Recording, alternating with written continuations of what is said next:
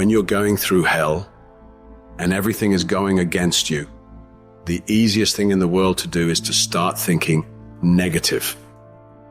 It's easy to go through life holding on to things that are weighing us down. Guilt, resentment, doubt, worry. The problem is when we allow these things in, they're taking up space for the good things that should be there. Imagine your life is like a container. You were created to be filled with joy, peace, confidence, creativity. But if you allow worry in, it pushes out the peace. There's not space for both. You can't go above 100%. You have a limited amount of room. If you allow guilt to take up space, that's space that you don't have for the confidence you need. Most people will let their present physical results control their way of thinking. They're emotionally involved in it. They think it's an accident that the same results keep reoccurring. That's no accident. If you've got a financial problem, if you've got a cash flow problem, if you've got a marital problem, that's what most people concentrate on. If a doctor takes a photograph of your body and then tells you you're sick and shows you you're sick, what's the person concentrate on? Sickness. What's the photograph prove? The photograph proves that the person has been concentrating on something wrong to move their body into that vibration. What should they do? They should ask for help. Where does it come from? There's only one source, and they see perfect health, or they see prosperity. But the cynics don't believe this. And it's a strange thing, the cynics don't get results either. Quit letting your present results control your thinking. Don't let life change your name. Don't let it change your name. Don't you be nasty just because they're nasty. Don't you be hateful just because they're hateful. Don't you be vengeful just because they're vengeful. Don't lose yourself in your situation. Don't let your situation eat up yourself. You've got to get grounded. You've got to train your mind to serve you. Meditation is one of the ways in which you can do that. Reading is one of the ways that you can do that. Listening to music is one of the ways that you can do that. Exercise is one of the ways in which you can do that. Things that you can do to still your mind, to clear your thoughts so you can think.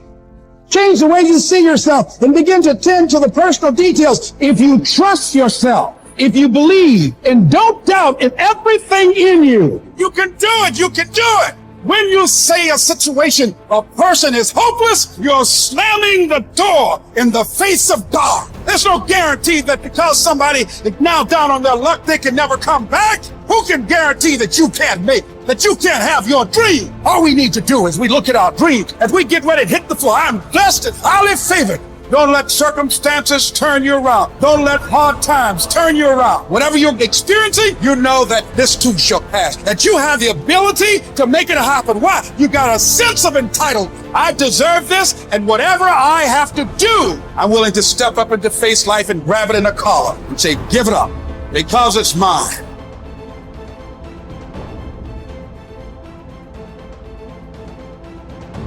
People think there is something called as negative thought and positive thought. They want to remove the negative thoughts and have only positive thoughts.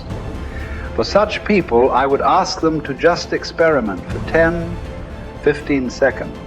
Let them forcefully remove one thought from their mind. For example, next 10 seconds, just don't think of a monkey. Try not to think of a monkey. For next 10 seconds, you will see you will be full of monkeys.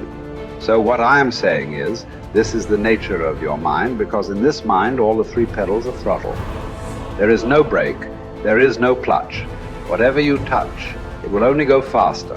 In this kind of mind, people have been taught from moral teachers and religious teachers, do not think about bad things. Well, since then it's been a full-time job.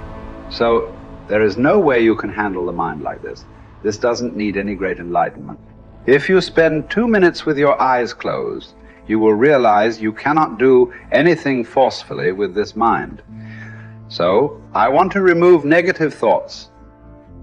Do not ever go in this direction, because what you want to remove will become your quality. Always you will be on it. So, what should I do?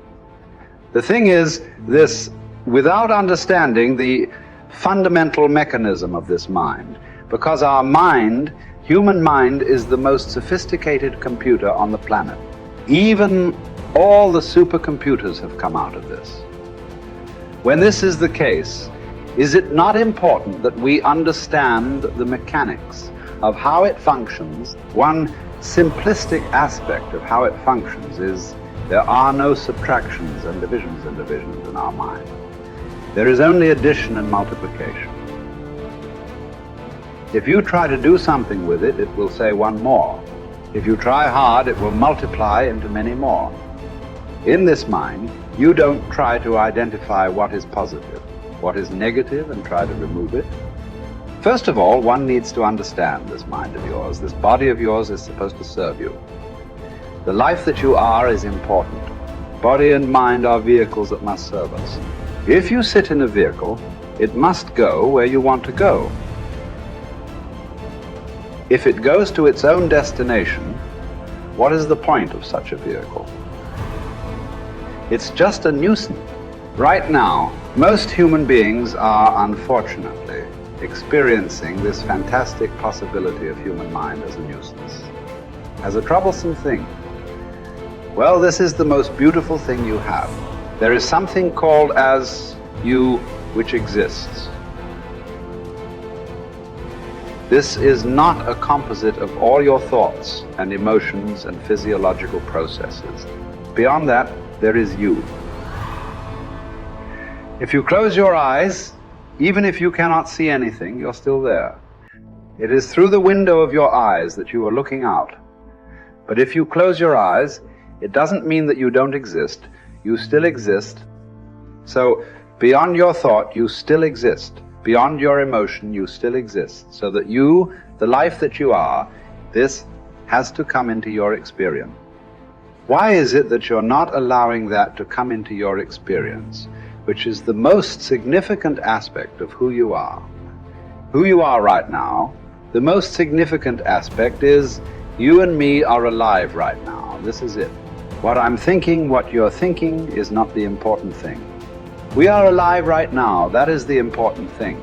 So it is important that you focus on this fundamental sense of aliveness within you. And then you will see there is a natural distance between you and your thought process.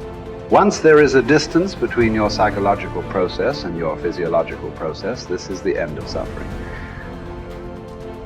Because there are only two kinds of suffering that human beings go through: physical suffering and mental suffering. Once you create a little space between you and your mind, between you and your body, this is the end of suffering. This is something every human being has to experience and know, otherwise thinking, I will just remove negative thoughts and I will have positive thoughts. All the best, it's not going to work. 100% it's not going to work, because nobody can remove it. They can avoid it for some time. So when negative thoughts come, you say whatever you want, but this is just avoiding, it's not gone. The moment you stop that, it will pop back with great force. Otherwise, it will come back in your dreams. So it's very important. First of all, you need to understand your anger, your resentment, your fear, your anxieties, the negativity that you generate. Generally resentment, anger, it is always directed towards somebody. But we need to understand this is poisons that we are drinking and expecting somebody else to die. Fortunately, life doesn't work like that. If I drink poison, I die. If I drink poison, you don't die. So we need to understand this. When I say poison, today you can have yourself chemically analyzed right now. What is your blood work? What it says, 5 minutes of intense anger. Check your blood work and see. There will be lots of negative elements in it. Literally, you're poisoning yourself. So do you want to poison yourself? Definitely not. Now the very question is coming from certain helplessness. What shall I do? Don't do anything.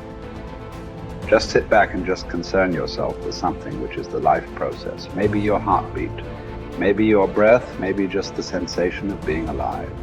Depending upon how sensitive or how perceptive you are, accordingly, find something. It could be a sensation in the body, it could be breath, it could be heartbeat, it could be anything, something which indicates life to you. Just pay attention to that for some time.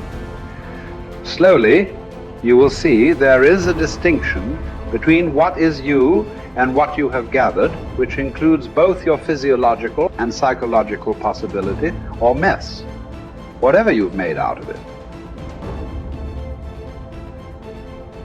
You're not bright enough.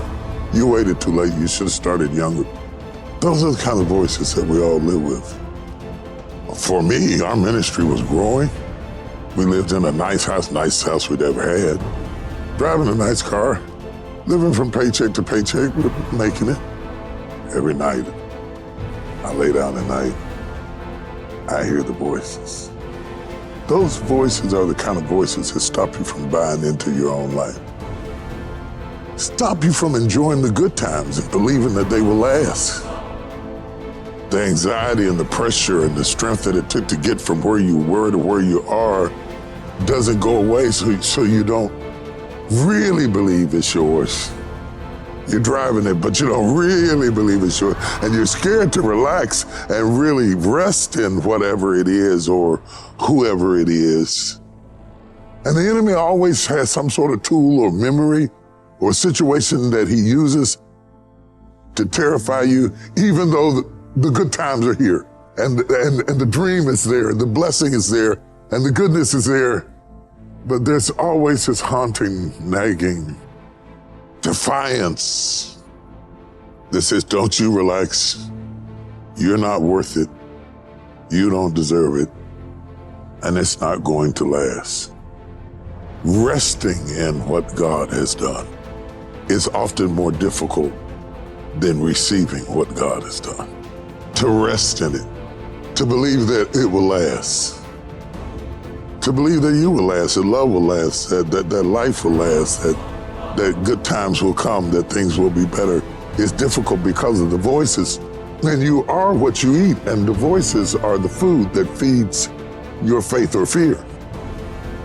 You see those voices that say what you can't do, what you can't have, what you can't be, what's not gonna last, what's not gonna work, is how the enemy pulverizes the promises of God in your life. And it takes word to combat word. That's why when Jesus was in the wilderness and Satan was throwing word at him, he was throwing word back. And what we have to do is put word on word. I'm blessed. I'm blessed in the city. I'm blessed in the field. I'm blessed in my uprising. I'm blessed in my downsetting. I'll be blessed into my old age. I'll be blessed when I'm an old man. My grandchildren will be blessed. My body is blessed. My mind is blessed. My head is blessed. I got this. I can handle it. I can do it. Bring it on. Here it is. That kind of talk, saying that to yourself, drives back the other voices of negativity that we all have creep up behind us and tell us that we're not capable and we're not competent and we're not gifted enough and we're not good enough or we waited too late or God is punishing us.